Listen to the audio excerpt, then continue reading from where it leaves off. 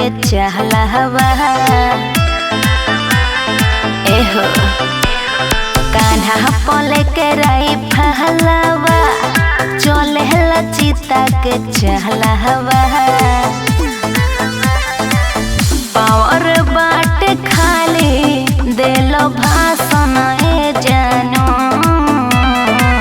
चले रोहतास में हमरो शासन ए जानो कि नमवा ध देबू तो छुई ना प्रशासन ए जानो कि नमवा ध देबू तो छुई ना प्रशासन ए जानो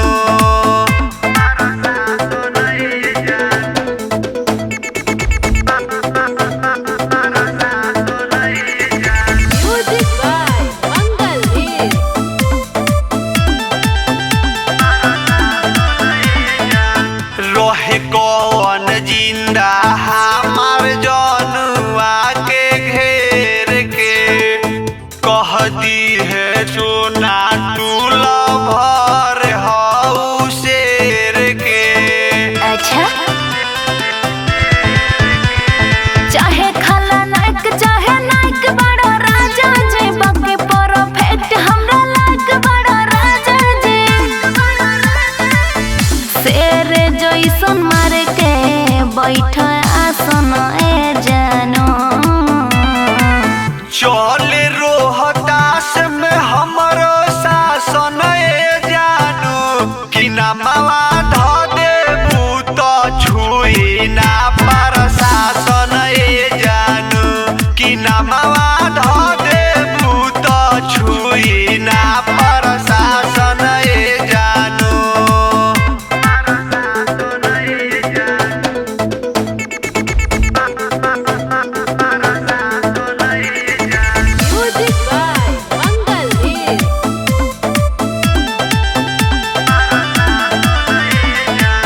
थाना में धराला कौनो जब हमारा गाँव के लागेला पैरवी सुन तब हमारा नाम के। ऐसन बात बा इहे बेहतर खूबी बाटे हमरा जान में नेता अभिनेता रहेले पहचान में